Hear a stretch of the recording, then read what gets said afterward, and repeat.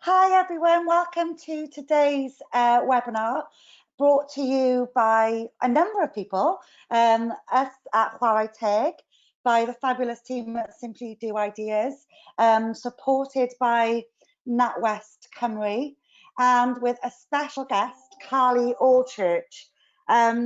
So we've got lots and lots going on today and only an hour to fit it all in, and I know you're super keen to learn.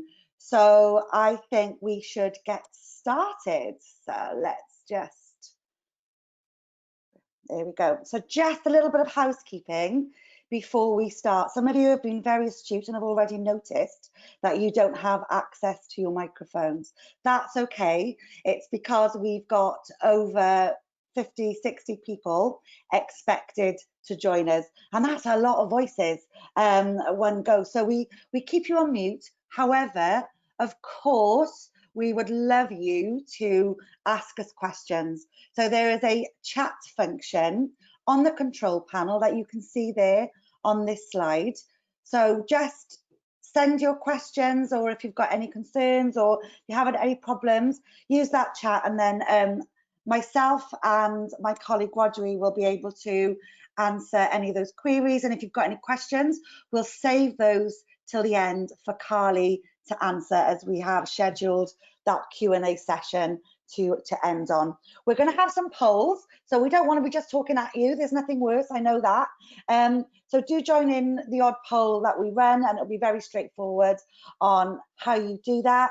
And as this is a webinar, it's mainly information giving. So do make sure that following this, you find some time to just reflect on everything that you've learned today, because you're going to be learning some really important stuff, and I know this because I run my own consultancy on the side. So I work for Chwarae Teg full time. I've got a coaching company that I run as well with my husband, and my goodness, I really wish that I had known some of this content that we're going to give you today. It would have saved me a world of problems. So we've got today me, that's me, as you can see me on camera. We've got the lovely Carly, who is going to introduce herself. I will say that Carly is a award-winning accountant. She has set up an accountancy practice with her sister Ellie, and they're very successful. And they were an awesome team, but I'm not going to do any more than that, because I'm going to allow Carly to introduce herself and tell her story in a bit. And we've also got Simply Do Ideas with us today. Rodri, are you there, my lovely? Because Rodri's in the background. Rodri works for Chwarae Teg. Do you want to just bring yourself on a second so I can introduce you to the world? Good afternoon, everybody. There he is. Hello, Rodri. So, Rodri, have we got Simply Do Ideas here to talk through the platform, or are you going to do that today? Well, we're waiting for them to leap in, but if they don't do it, I shall happily tell you all about the platform. Well, I'm going to say crack on, because we are, Carly's waiting in the background. So do you want to just introduce the Female Founders platform that Simply Do Ideas have designed, and how it's going to help our attendees today? And I'll turn my microphone off and camera. Thank you. Awesome. Good afternoon, everybody. Okay, so clearly we're here to help you create that exciting new business idea, that life-changing business. So you're going to learn lots of information today from Carly, and it's going to really help you. But what the platform is there to do is just to help you collate those thoughts, pull all of the different elements that you will need to think about when you're starting your business. And that's anything from customers through to the marketing and the promotion of it, getting your pricing right, how you're going to source your finance. And if you go onto the platform and visit www.sdi.click/make-it-happen, that's where you can register for the platform. It's free. It's really easy to use. It's not an online business plan as such. It's just an area where you can go in there and just add to your business idea and just keep adding to it. And it will help you shape your thoughts. And what we can also do via the platform is, when you're registered, we can then help share you share your idea with some business support people who can really then turn that idea into a fully fledged, functioning, exciting business. So follow the things that it says on the slides, go to the link, click on new idea, and you can start to put your thoughts down. And it's a really helpful and exciting tool to really gather those thoughts together to help you push that business idea forward. Certainly enough from me. Let's get on with the exciting stuff. Oh, Rodri, you're always exciting. Thank you very much indeed. So that was a really quick introduction to that platform, and I will say it is a really useful tool. I'm on it myself, and it's a great way to network as well, because you're going to be amongst lots of diverse thinking and lots of people like yourself who are either starting or thinking about starting their business. So a great way to kind of share ideas and best practice too.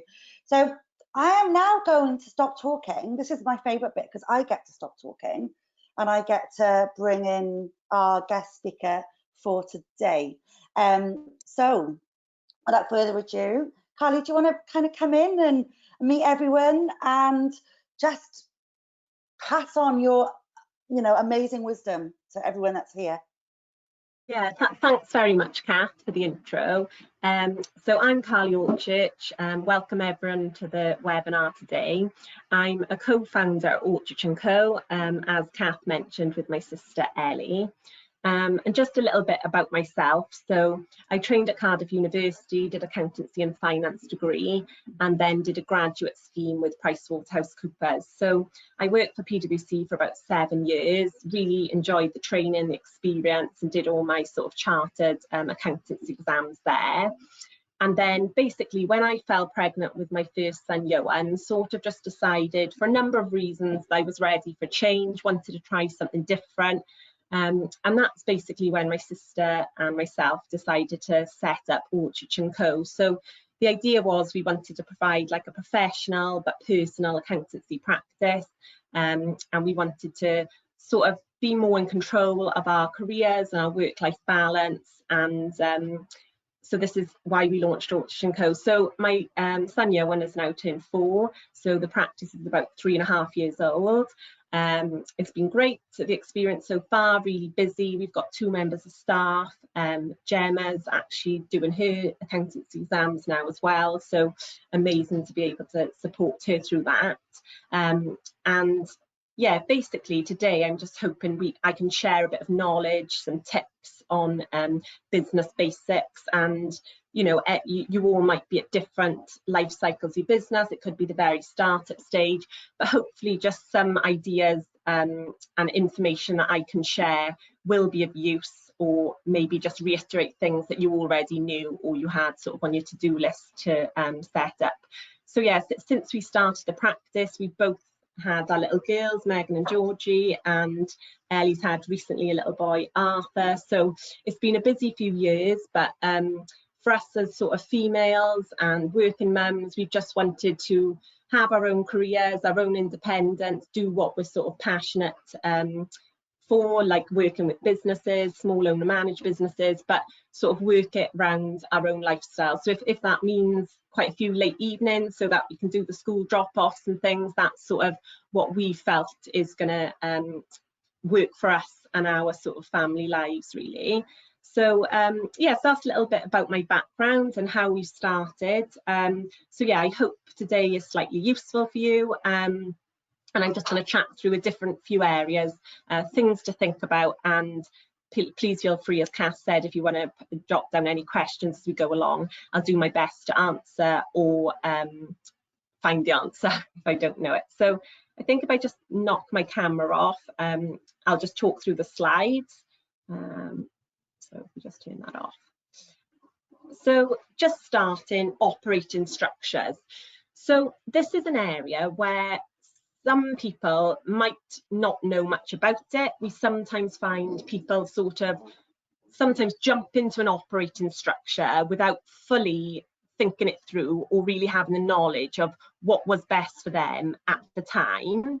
But basically, to keep it simple, there are a few different structures, but ones you're probably familiar with: sole trader, partnership, or limited company. So a sole trader and partnership are quite simple operating methods.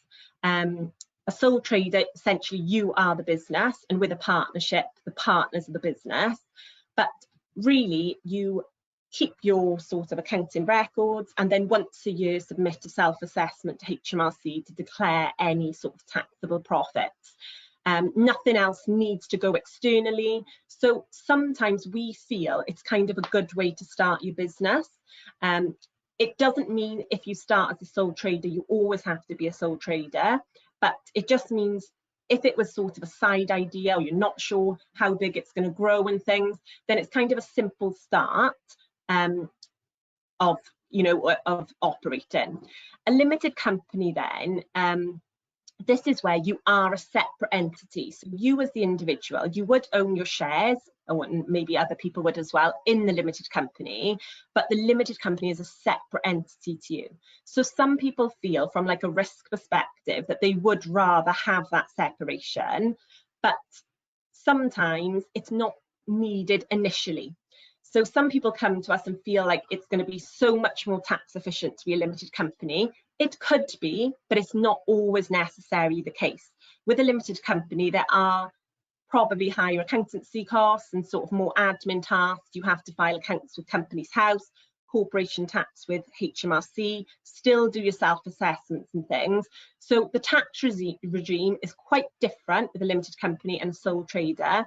A sole trader and partnership would probably be more familiar if you've been employed in the past, but not basically, there's no hard and fast correct answer. Each business is unique, each individual circumstances are unique, but what I just wanted to get the message across is do a little bit of homework, speak to people who run business, speak to your accountant, and just ensure that your operating structure is correct for you, because some people come to us and sort of say, great, we've set up our limited company, and sometimes we think, oh, you may have jumped the gun a little bit. It might have been better for you to start as a sole trader because maybe it doesn't go to plan, or it just wasn't quite necessary. Some people do set up a limited company because they want to save a certain name. So to be on Companies House, you can't create a limited company if someone else is using that name. So some people say, I've created it, but I'm going to keep it dormant. And, you know, that's completely fine to do. You don't necessarily have to operate through it.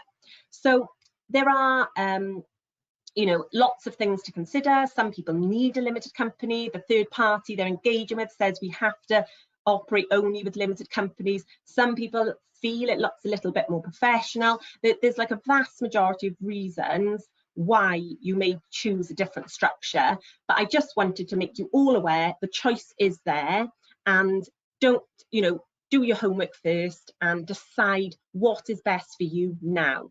You can change that operating structure as the business grows or develops. So that was kind of the first area I wanted to talk about, operating structure. Make sure you give it some thought and review it as your business goes through its business life cycle. So if we move on, if that's okay, Kath, the next was some practical considerations just to think about. So this is kind of relevant mainly at the start of your business life, but it could be relevant throughout to keep assessing it. So business plan. So a number of you may have already done these, you may be working on it, it might be something that's sort of you've had a go at, but maybe someone's helping you. A business plan, it's not like a mandatory document that needs to be filed anywhere, but it's just a good starting place when you're thinking of starting a new business. It's a place for you to put down your goals, your objectives, your forecasts, and it could be a requirement if you were maybe looking to get some finance or funding or some grants. So having a business plan initially is something we would definitely recommend. Just because it focuses all your attention to one document, helps you sort of plan things out, and then it's quite a useful document if in like a couple of years' time you wanted to look back to the business plan to say, oh, how have I done against my sort of forecast? You know, have I reached the goals and objectives that I set? And then it might be a document that you want to, you know, update each year or two. You want to keep going back to your business plan just to sort of keep you on track. and ensure that you're achieving what the business set out to achieve. Moving on then, so business bank account. So this is something that we really strongly recommend all our clients. It's important when you are keeping a record of your finances that it's very clear your personal finances are separate to your business finances. And it could be, the main reason really is just, but in terms of your record keeping, it's going to make your life a lot easier and a lot simple. You've got your business bank statements that you know everything going in and out of there just purely relates to your business. It's going to make your accounts and sort of your year-end procedures a lot more straightforward. Sometimes, even like with my memory, you know, when you're working on something or you pay for something, it's very clear in your mind what that relates to. But a year down the line, when a lot has happened, you might not quite remember, well, what was that for now? Whereas if it's in a business bank account and you're very certain that it will relate to your business, then it's going to be easier to sort of trigger your memory and say, oh, I know what that was for, and account for it correctly. Sometimes then with everything going on with COVID and all the support, sometimes they do ask, you know, like for a grant or something, they want your business bank account details. So I'd really try and advise that you set this up. You may, if you're going to operate through a limited company, then you might need to get that set up first, so that then you can go and have a conversation with your bank, because they'd want all those company details. But yeah, getting the bank account is kind of a priority, because once you start trading or operating or whatever your business might be, I think you just want one bank account set up. People know the account details they need to pay, and it makes your life and other people's life easier, that you're not sort of chopping and changing and saying, oh, actually, by the way, my business account is set up now, please could you transfer into that account instead. I think it just looks more professional if it's set up from the offset. So insurances, so I'm sure this is something that you would have already thought of, but in terms, for example, for our business as chartered accountants, we need professional indemnity insurance. We need to ensure we've got the right policy cover. We need to understand what it covers us for, you know, what's the caps, what's the limits. Now we employ staff, have we got the, you know, does our insurance cover that? If you operate out of premises, you just want to ensure that your insurer is someone you can work with, you can approach. And these days there's a lot of different types of insurances. So one insurance we pay for is like a cyber insurance. So that's if touch wood it never happens, someone sort of hacks our computers or our systems or something. There's, you know, there's a vast majority of insurances out there. So it's quite important before you start trading that you ensure that everything is in place. You know, to protect yourself, protect your customers, protect your family and things. So that's just something, if you haven't already thought of, then you might want to put that sort of on your planning list. Next things then I thought to talk about was sort of your, how are you going to be contactable? So your business email, your social media channels, your websites and things. You want to ensure that you've got a professional platform. You know, you don't really want to use your personal email. You want to have a business email so people know who they're dealing with when they're emailing, and then sort of thinking, you know, what are your procedures and policies around this? Who's going to manage the social media? Are you going to have a website immediately, or is this something maybe you'll do in like a year or two's time? Does your website, so when we did our website, for example, obviously the accountancy and tax world is continuously changing, and even though some firms have fantastic singing and dancing websites, we felt as a small practice we don't want to have to keep putting information on our website constantly. We wanted our priority for our website was more a docking page, learn a little bit about us, and then get in contact if you want to talk to us. You know, other businesses have different strategies. Some people want you to literally go end to end on the website and buy off the website and do the whole process on the website. So just ensuring you've got the correct websites, social media channels set up, and your business emails and things from the offset, so it's sort of built into your processes and things. So that's something to think about if you haven't already thought about. Obviously, social media now is huge for business, and I'm sure that you're all better than me at that, but you know, it's just planning out, you know, what are you planning to do, and holding yourself accountable to ensure that everything is you sort of stick to your plan. So moving on to processes then, So processes is quite, obviously a wide term, and when you're going to set up a business, there's a number of different processes you need to consider.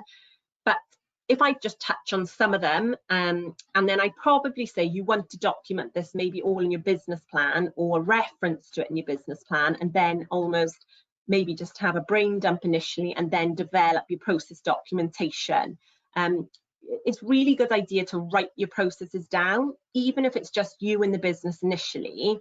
When someone else joins, you want to be able to explain to someone without relying on yourself, these are our processes, and which can be tweaked and improved and things, but literally just starting somewhere. So bookkeeping, I'm going to come on to separately later in the presentation. So bookkeeping and your record keeping and your accounting, obviously I feel is a really important process, but I'll touch on that one. But it could be things like, your invoicing and how you're going to do that, and have you got templates and things, or are you going to use Word documents, or how are you going to do it? But set out your process, document who's responsible for what gets sent out, how does it get sent out, break down the process so that it's very clear. Things like stock, if your business is going to sell stuff, how are you going to maintain your stock? Are you going to use a digital system? Are you going to use a paper-based record? Who's going to do the counts? How are you going to know if you've got high stock in one item and low stock in the other? Just like really breaking down your business to say if every area needs to be thought of. GDPR is something that's come in and sort of, is really important that you're compliant when you're dealing now with data and holding customers' data.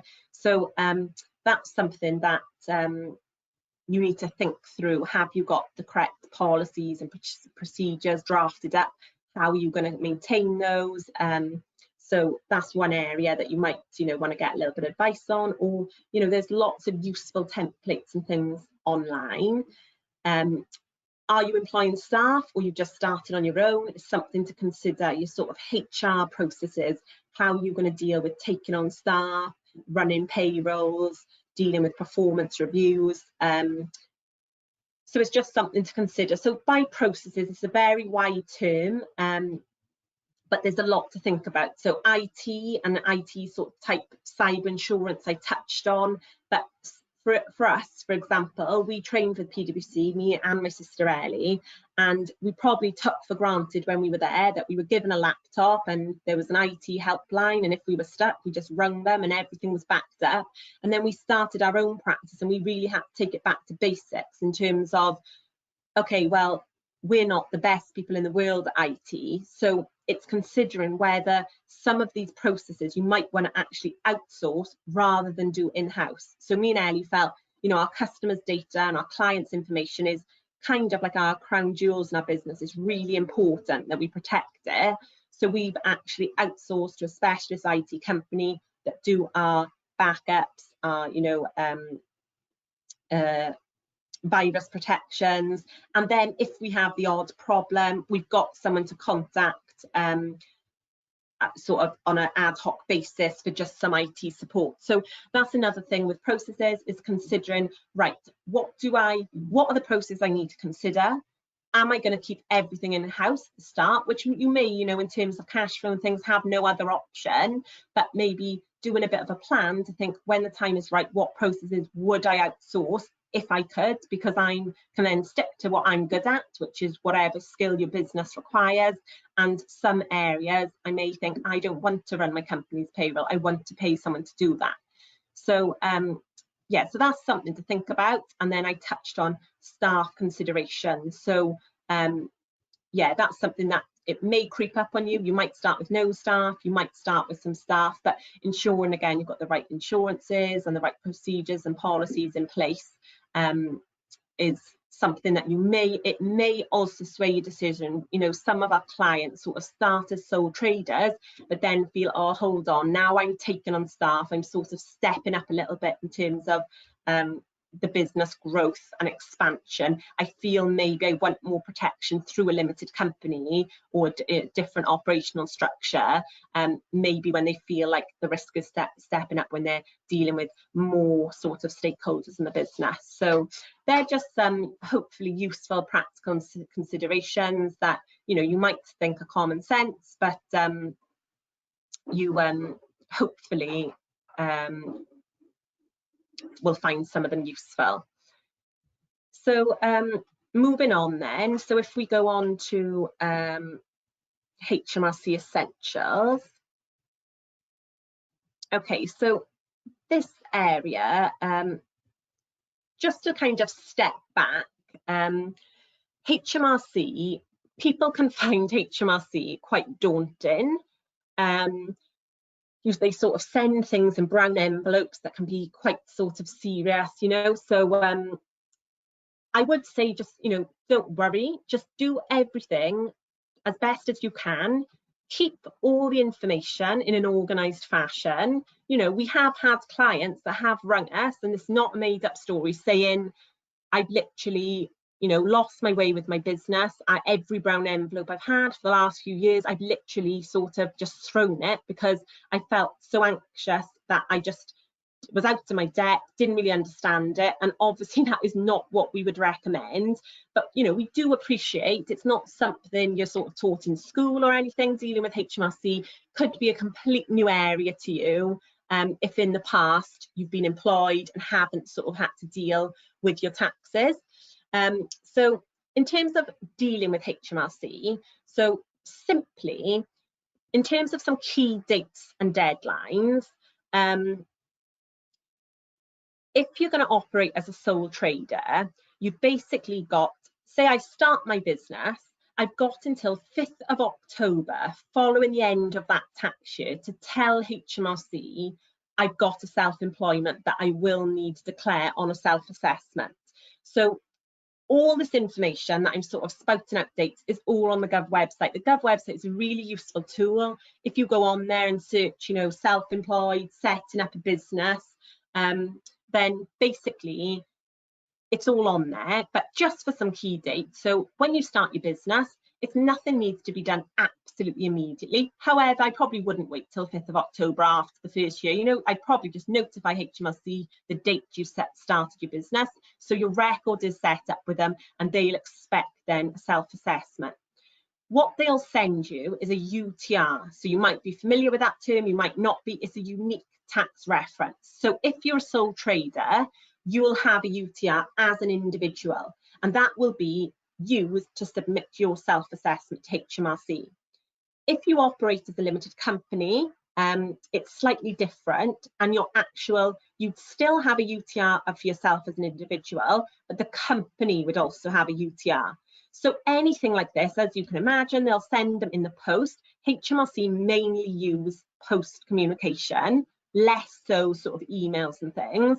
So anything that comes in the post, keep it organised in a file or scan it on to a safe folder, whatever your process is.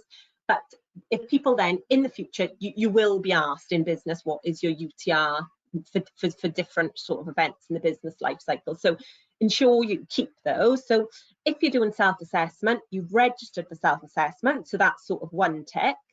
It's your responsibility then to sort of keep your records. And then you then need to submit your self-assessment on time. So the self-assessment to be submitted needs to be the 31st of January following the end of the tax year. So the tax year ends 5th of April, you've got till 31st of January to submit your self-assessment and pay any taxes. That could be you doing it yourself, or it could be you using an accountant or a friend or whatever. Who's going to submit the self-assessment? That's your decision. But those are some key dates. So you've got 5th of October to register, and then the 31st of January if you're going to submit your self-assessment online.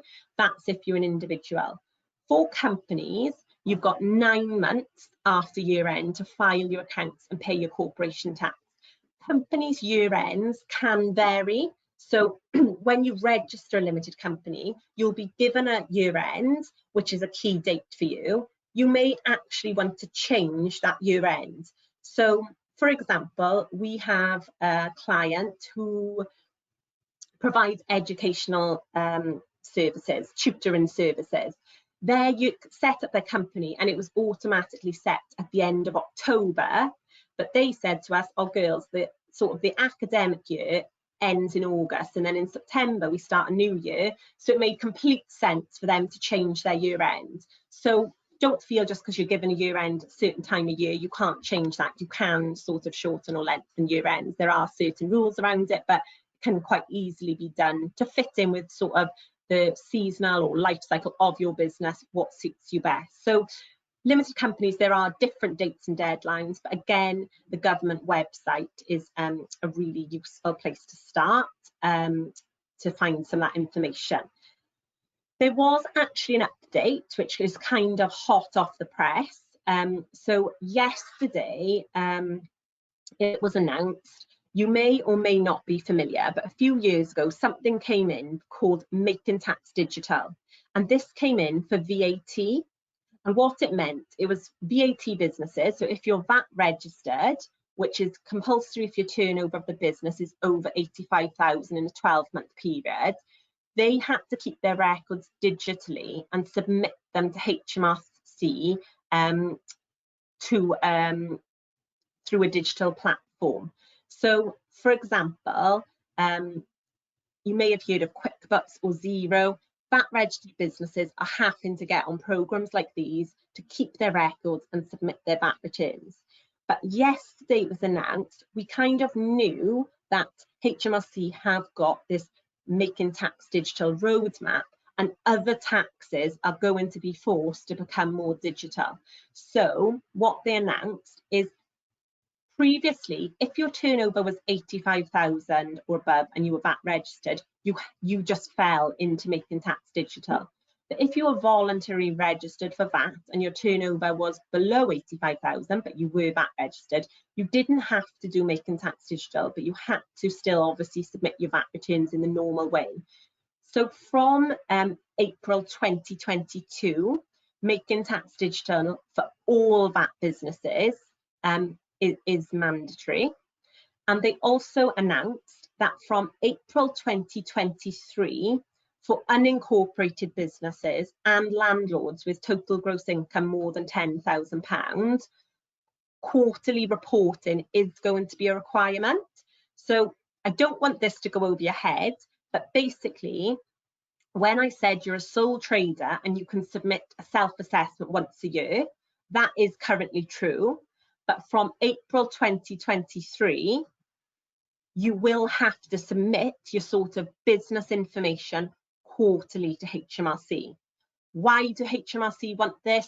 They want to collect more tax, and they feel that by doing it on an annual basis at the moment and not through a digital platform, they feel there's more errors, mistakes, information being misreported, and they think they're going to collect a large sum of extra tax by forcing people to keep more digital records and hold them accountable of submitting those on a quarterly basis. So that's something to add. It's very sort of hot off the press.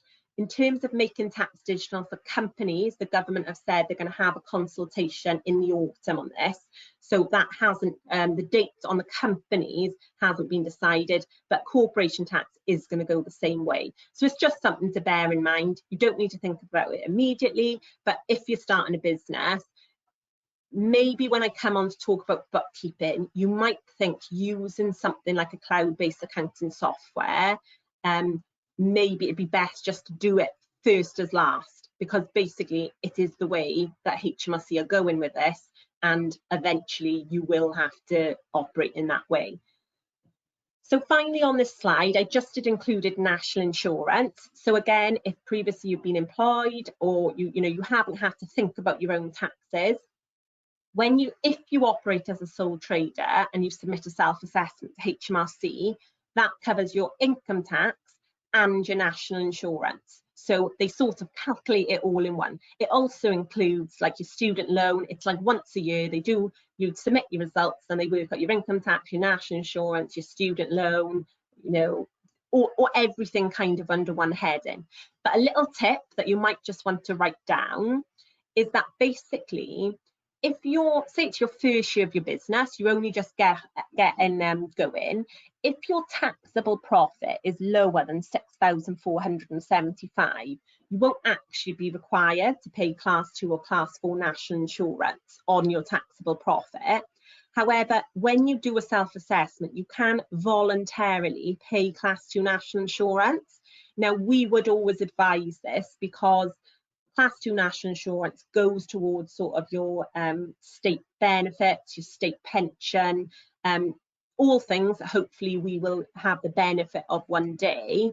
So therefore, even if sort of the calculation of your tax bill doesn't mean you have to pay national insurance, we would say you can voluntarily pay it so that when it gets to sort of retirement age, you haven't got gaps in your national insurance record just because, say, you started up a business and the first few years the taxable profit wasn't that high. But in general, if you know you're earning over that amount anyway, then it will all be accounted and paid through your self-assessment, which is currently once a year. So yeah, don't be scared of HMRC. The envelopes are brown, and you know, people sometimes feel that, you know, they're a little bit nervous to open with it.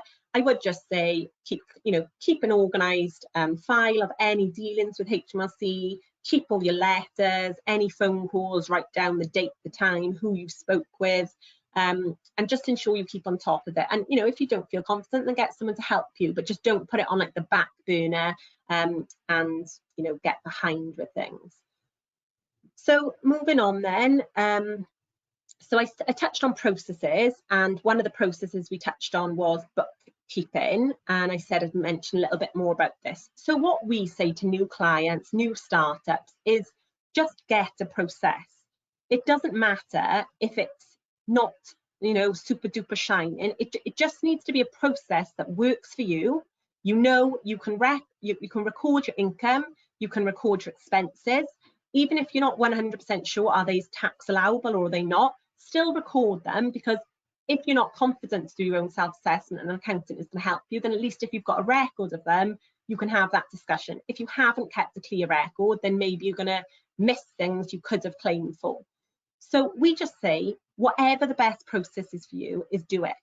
If you're not that registered, then if you feel an Excel spreadsheet works for you with clear tabs of income, the date it was received, the bank account, maybe it would simply be like your business bank statements, you know, analysed out on a spreadsheet, and then all receipts referenced and kept in a file, then that's absolutely fine. If you don't have to, you know, submit VAT returns or anything, then what we say is don't create a really complex process that basically then you can't even sort of keep up with yourself because it's too overkill. So I think whatever your method is just document what your process is and then keep it up to date. Don't leave your accounts to do all at once at the year end, because you sort of need to know your information as you go along. So that leads me on to sort of accounting-based softwares, cloud-based softwares. As I mentioned, QuickBooks, Xero, Free Agent. There's lots out there. So it's, you know, we work with, you know, we don't only support one, we leave it to our clients, and they've got different pros and cons. But they really basically do similar things.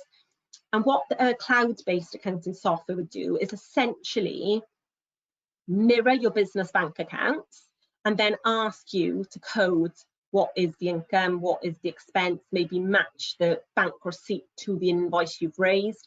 You can do all your invoice creation on these softwares. So rather than doing a Word template that you might sort of forget to change the date or the customer's name, you'd set up a template, and basically it then makes it very quick for you to do your invoices that look quite professional, include all the relevant information off this software. You can tailor it, you can brand it, but that's one of the advantages. So in terms of the advantages, disadvantages, some people aren't techie, they don't like, you know, digital programs. That's fine. If they've got like a little organized notebook and they've got every little thing wrote down and they've got reference to the business bank statements and it's all complete and organized, that's absolutely fine if that works for you.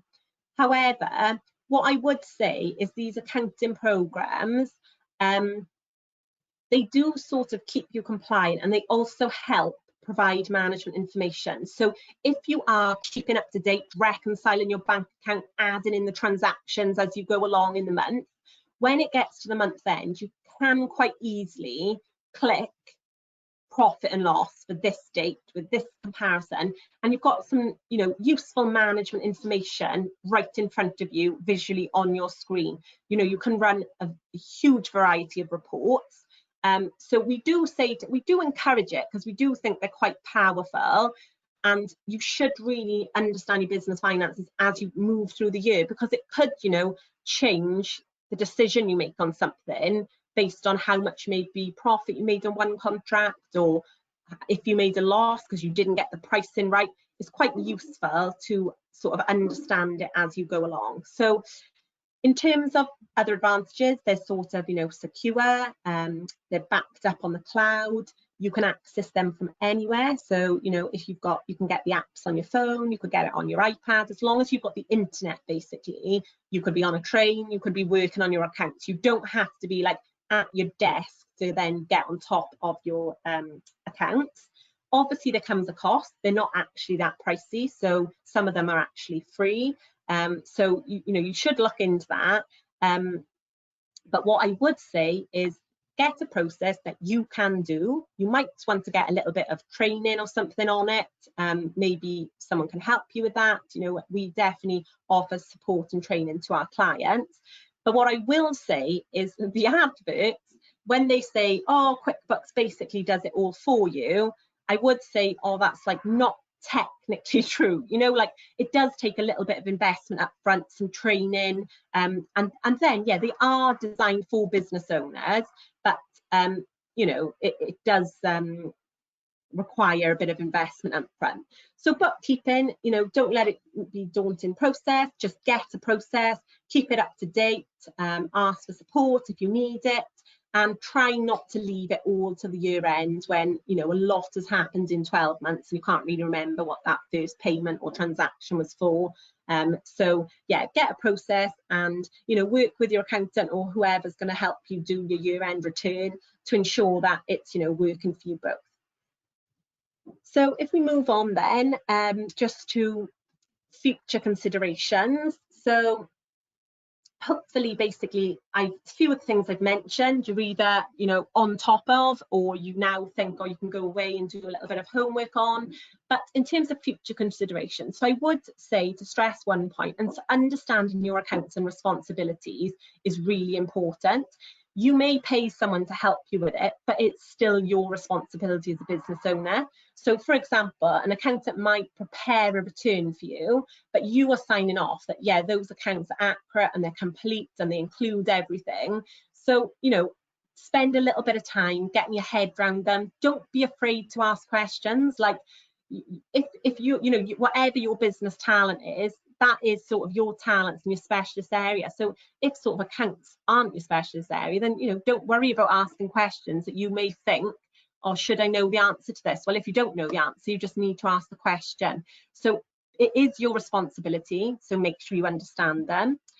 VAT registration I just put on there because you may start your business and feel you don't need to be VAT registered, but what you will find is that hopefully your business grows quite quickly, and that 85,000 turnover hasn't increased for some years.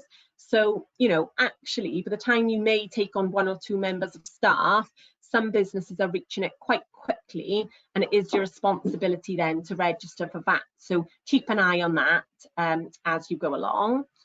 And then finally, just change in operational structure. So obviously at the start, I mentioned the different structures.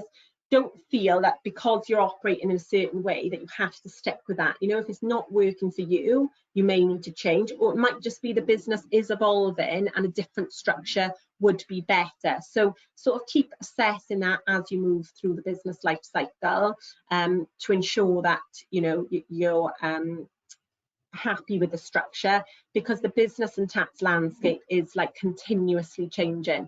And, you know, the conversations we're having now regarding COVID with clients is, let's wait and see what happens, because I feel, you know, the tax system is going to have to, is probably going to have to see a lot of changes off the back of all the government support that they've given people because of COVID. So yeah, I think that was all I was going to cover for now. I think there may be a few questions, so happy to take those. Okay, so I'm just going to come back in the room if that's okay. Can you see me? Yeah. Oh, the sound has gone a bit fuddy. How is it sounding, everyone? Let us know. Does it sound okay? So, Carly, thank you. That was so informative and a huge amount to take on board. So for everybody listening, you'll be delighted to know that we record these and we have a YouTube channel set up. So if you're worried that you've missed anything, you can go back and watch these in your own time. And I'm going to share that YouTube link with you just at the end of the session. And also just be aware though that we won't get this one up straight away. It takes a while for us to upload it. So just bear with us. It'll take a couple of days or so. So Carly, I've got some questions for you, and we've had lots of questions coming in as well. So while I ask my questions, it might give people time to think about what they might want to ask you as well. Is that okay? Yeah, that's fine. And first of all, like, thanks a lot. Like I say, so much information. And like I said at the beginning, I kind of wish I'd known some of this stuff before I'd started. I've got to be honest. It's kind of like, it really is the essentials, isn't it, to set you up for success? That's how I see them. So I want to ask you some kind of personal questions about how you set up your business. Which I think might be interesting for those listening. So the first one would be, is there anything that you would do differently? Kind of how you set your business up, anything would change?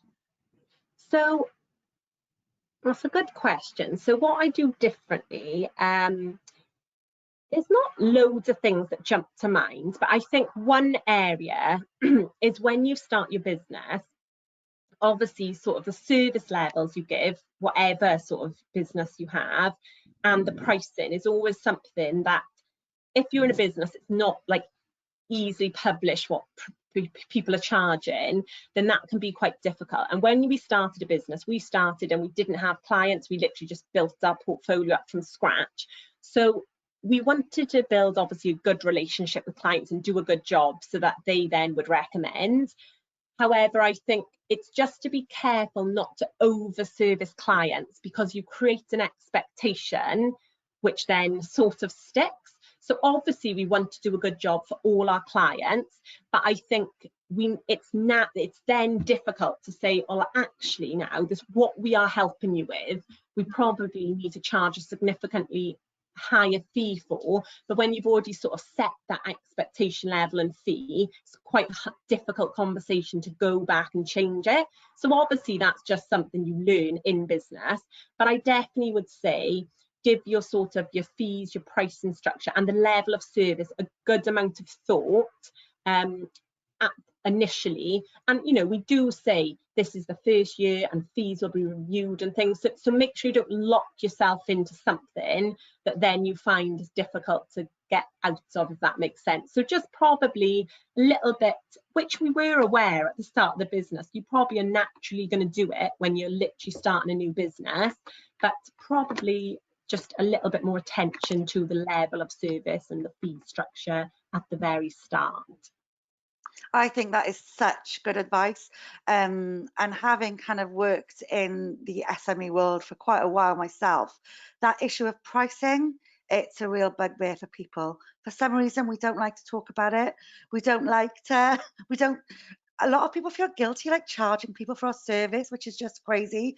So that's really good advice. It's like the elephant in the room sometimes, isn't it, Carly? Definitely, and I think I don't know if it's a female thing or just a personal thing, but I think advice is almost like just like don't undersell yourselves. Yeah, and I think it's fair to say with pricing as well, isn't it? That kind of sometimes if we go in too cheap, that then we're taking away our value, and people might not want to work with us as well. I think if you're having quotes for something and one is significantly lower, you sort of think, oh gosh, something must not be quite right there.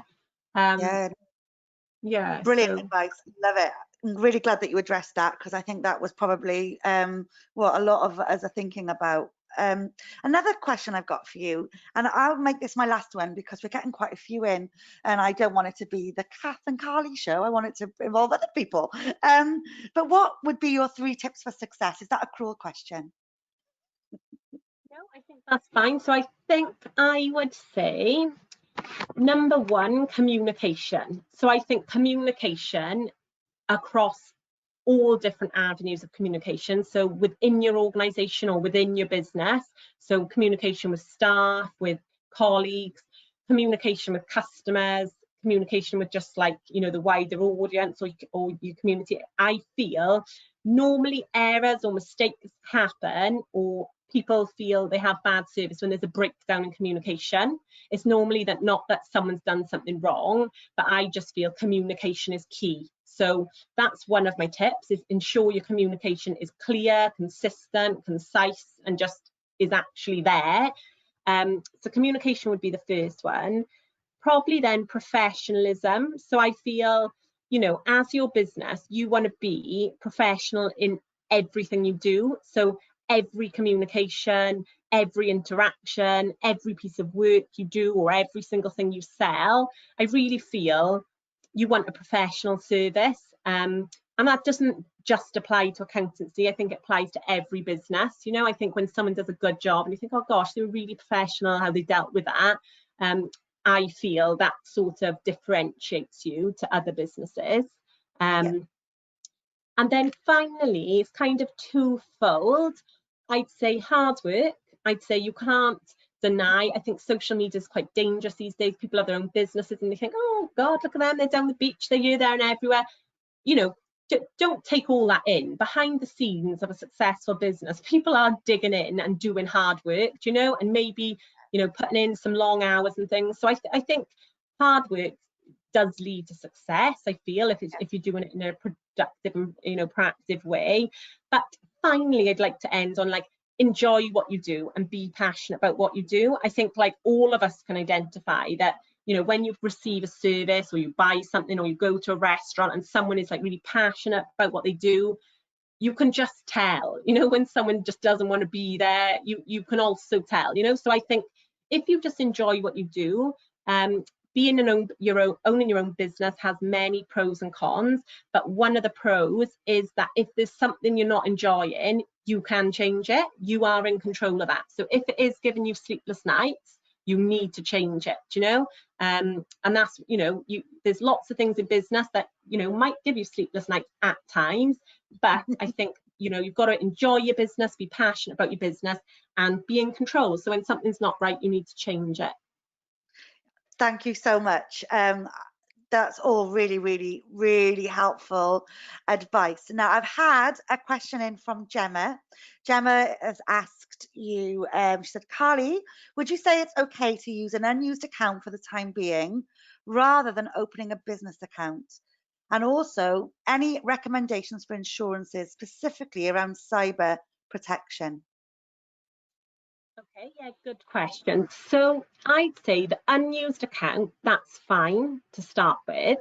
I would say best practice is to have a business account, and lots of banks, they actually don't charge and stuff for the first year. You know, you can get quite good deals. It's not always more expensive initially to have a business bank account, but I think using the unused account initially will be fine, because what you're doing is you're separating your business transactions from your personal transactions. And that's where, when I mention in programs like QuickBooks or Xero or Free Agent and these different programs, you link a bank account. So you can sort of see if you've got, you know, loads of personal transactions going through, it's going to bring them in. And then you'll spend half your time sort of sieving through that, saying, oh, that's actually personal, that's personal. So I think initially that's fine. It's not an issue to do that.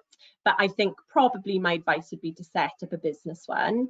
In terms of the insurances, I'm not like commission based or selling or anything like that.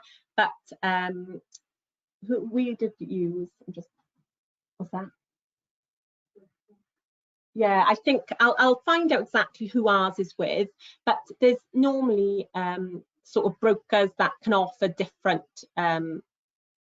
insurances. The cyber insurance, I think, is quite a popular one now, but I'll have to follow up if that's okay, exactly who ours was with. If you wanted to message me, I can pass on the information. That's absolutely fine, and we can make sure that Gemma gets that as well. And then we've got another question. Let me just click on it so that I can read it. If you overpay tax in a quarter and didn't make any monies the next month, would you ever get tax back or not? Have to pay the following quarter. Sorry, I read that really badly. I'll read it again. If you overpay tax in a quarter and didn't make any monies the next month, would you ever get tax back or not have to pay the following quarter? Does that make sense? Now I've read it properly. So I'm not sure if the question is referring to like VAT or like income tax or combination, but essentially, for example, say you started off the tax year and you were employed and you paid pay as you earn, but you paid too much pay as you earn because the taxman thought you were going to be in that employment for the full year, but you gave in your notice and you didn't work the full year, and you've started up your own business that maybe just broke even or didn't make much taxable profit. If you've essentially overpaid tax, then HMRC won't keep that. When you do your self-assessment, or they'll work it out for you, you will get that tax back, either repaid or credit on your account, or if you owe tax on something else. But you don't ever sort of overpay tax. You will work it out. There's a lot of different rules. So for example, if you're a company and you make a loss and last year you'd made a profit and you paid corporation tax, you can carry losses back. It's a little bit too complex to go into it all, but overall, you know, you shouldn't, you won't overpay tax.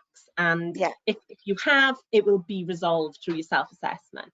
Perfect. And I guess that's where the benefit of actually hiring in the professionals comes in, because they can kind of take that pain for you when your business can afford it.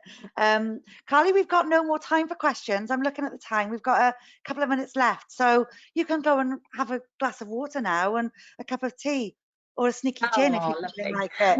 I want to thank you so much. Really, really interesting, really informed, lots and lots of people to think about. And thank you to everyone for your questions as well. We really do appreciate it. It's good to have you here and to know that kind of you're engaging and on board with the information that's being provided. So just to finish off for today, this is a really important session, because, you know, when we're starting out, sometimes we can kind of rush in all guns blazing and it's all very exciting and the future's exciting and we're going to be this and that. But actually, if we don't get to grips with the basics, then we're going to struggle. It's going to come back and it's going to bite us on the backside. So understanding those business basics, everything that's covered today, is going to be really important, and it's probably going to excel your progress. Because you're going to be on top of things before you get too big.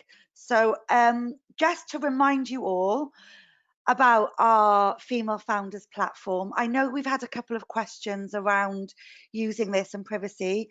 I will make sure those people that were emailing those questions that we get the responses back, but it is a private platform. It's for you to use, it's for your eyes only, and it's for your idea generation. So make sure that you do get online.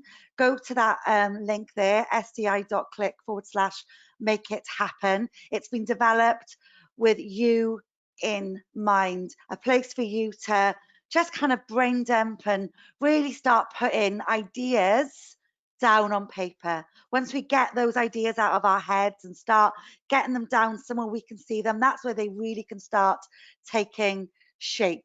And also, it's really good for us to kind of see that you're using it as well. A reason why we're doing this is so that we're creating future female entrepreneurs. We want you to succeed in your business. So, you know, it's a great platform to really get you started.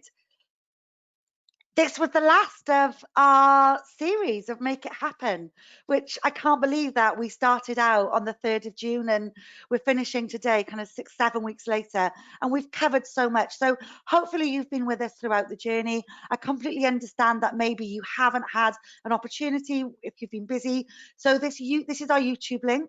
We will make sure that it is sent out to all of you that have attended today, so you can go back and catch up on any episodes that you've missed, or just go back and rewatch if you feel like you need to just get more information. Let me just see if my colleagues from Simply Do or Rodri have anything more to add. Do you want to come online, guys? Anything I've missed or not covered? Hi, Kath, Rodri again. Hello. Hello. No, awesome work from you and Carly. Like, really good information. No, I can't add anything more to that. Just use the platform. It is there for you. It's not about sharing your ideas with other people, and no one can come in and steal your ideas. It's for you to use. Stick all your ideas down there, work through it systematically, log out, come back in, fill a bit in, go away, come back to it. It's just a really useful tool to help you get straight in your head where you're going with your fantastic business ideas. So use it. Oh, I've got goosebumps. I'm so excited for all of you. Just keep in touch. Let us know what you're doing, how you're getting on. Who knows? Maybe we'll be inviting you back in a year's time to be sharing your story, which is kind of cool, I think. So on that note, I'm going to say, I was going to say good night, but it's like 1 o'clock in the afternoon. So I'm just going to say goodbye. And thanks to everyone that's spoken today. Thanks for you for being here. And we will see you soon. Thanks all. Bye-bye.